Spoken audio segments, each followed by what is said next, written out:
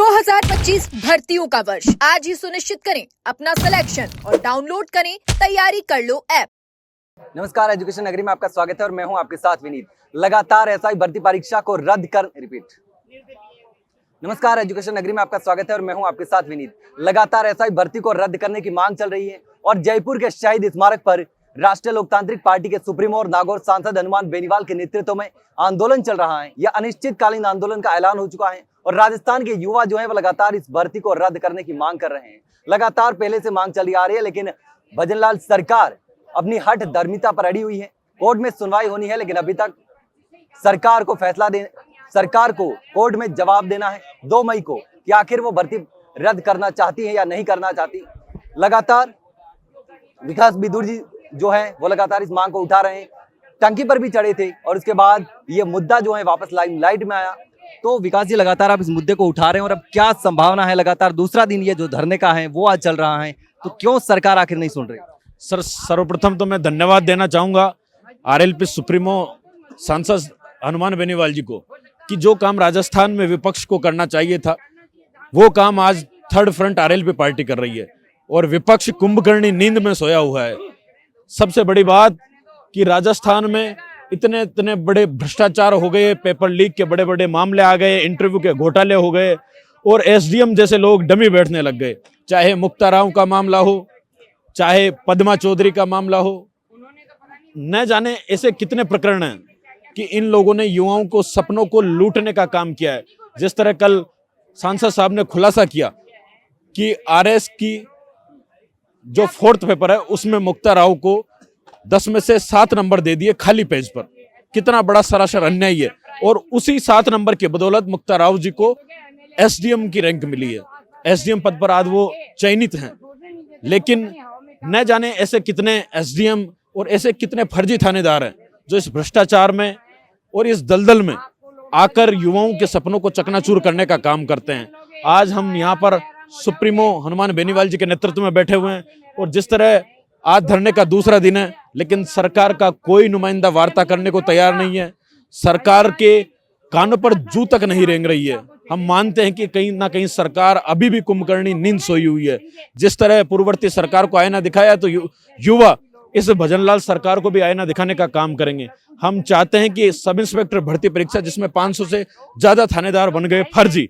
और सर, मैं आपको बताना चाहूंगा दान नगरी के मंच के माध्यम से, थानेदार भर्ती एक ऐसी भर्ती जिसमें ट्रक ड्राइवर थानेदार बन गया, जिसमें कबाड़ी वाला थानेदार बन गया, जिसमें तस्कर और तस्कर के बेटे बेटी थानेदार बन गए, जिसमें राजस्थान ही नहीं हरियाणा गैंग तक पेपर पहुंच गया, जिसमें पेपर स्कूल और कॉलेज से नहीं आरपीएससी के सीधे गढ़ से लीक हुआ है।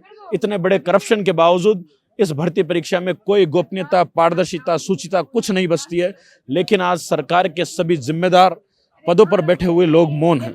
न जाने सरकार क्या चाहती है, किन लोगों को बचाने का काम कर रही है। सरकार के एक मंत्री का भी इसमें हाथ है। जिस तरह उसने अपने अकाउंट से 6 लाख रुपए का ट्रांजैक्शन करके अपनी महिला मित्रों की मदद की। इस तरह ये एक बहुत बड़ा फर्जीवाड़ा है और इन पेपर माफियाओं की और इनके साथ जो संलिप्त लोग हैं इनकी जड़ें बहुत गहरी है। हम चाहते हैं कि मुख्यमंत्री जी इन पर सख्त से सख्त कार्रवाई करे, युवाओं को न्याय दे। और जो ये युवा पिछले 3.5 साल से गुहार लगा रहे हैं और कांग्रेस सरकार को आईना दिखाया और बीजेपी को सत्ता में लाए, तो इस उम्मीद के साथ लाए कि पेपर लीक पर कहीं ना कहीं सरकार कुछ फैसला लेगी, कहीं ना कहीं रोकथाम लगाएगी। लेकिन आज स्थिति जस की तस है, हालात बद से बदतर होते जा रहे हैं, लेकिन सरकार मौन है।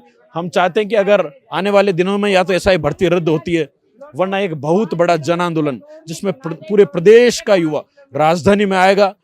हमें विधानसभा घेराव करने की जरूरत पड़ी तो विधानसभा घेराव करेंगे, सचिवालय घेराव करने की जरूरत पड़ी तो सचिवालय घेराव भी करेंगे और मुख्यमंत्री आवास का घेराव करना पड़ा तो वो भी करेंगे। जैसा भी सांसद साहब का आदेश होगा उसी की आदेश की तर्ज पर पूरे युवा मजबूती से काम करेंगे। तो अभी आंदोलन की शुरुआत मान सकते हैं आने वाले समय में, अगर सरकार ने युवाओं के पक्ष में फैसला नहीं लिया है, जैसा कि 2 मई को सुनवाई है, उससे पहले आप लगातार सरकार पर दबाव बनाने की भी कोशिश कर रहे हैं, तो आने वाले समय में बड़ा आंदोलन क्या रूपरेखा रहेगी पूरी अपनी? जी सर, सरकार तो निठल्ली और निकम्मी हो गई है। 2-2 महीने का समय मांग लिया, 2 तारीख तो नजदीक आ गई, लेकिन उन्होंने कोई एक्शन नहीं लिया। सरकार चाहती नहीं है, सरकार तो सिर्फ मुद्दे से भटकाना चाहती है, गोल मटोल सारी चीजें करके अपना जवाब पेश करना चाहती है। लेकिन ये अब ये अन्याय, ये तानाशाही नहीं चलेगी। इन युवाओं को दो टूक जवाब देना पड़ेगा कि आप भर्ती रद्द करना चाहते हो या नहीं करना चाहते। लेकिन सरकार ना तो अब तक कोर्ट को जवाब दे पाई है, ना इन विद्यार्थियों को जवाब दे पाई है। तो अब देखना होगा आने वाली 2 तारीख को सरकार कोर्ट में क्या अपना निर्णय पेश करती है, उसके आधार पर हमारी लड़ाई आगे भी मजबूती से जारी रहेगी। बिल्कुल, तो अब देखना होगा कि 2 मई को कोर्ट में सुनवाई है। सरकार को 2 महीने का समय दिया था, लगातार एसओजी कार्रवाई भी कर रही है और सरकार ये दावा कर रही है कि हम जो गुनहगार थे उनको गिरफ्तार कर रहे हैं, लगातार कार्रवाई कर रहे हैं। लेकिन देखना होगा कि सरकार 2 मई को कोर्ट में क्या जवाब पेश करती है और क्या इससे निकलकर सामने आता है। जिस तरीके से लगातार राजस्थान के जो युवा हैं वो मांग उठा रहे हैं कि ये भर्ती रद्द होनी चाहिए। लेकिन अब देखना होगा कि सरकार आखिर अपनी हठ धर्मिता छोड़ती है या फिर नहीं।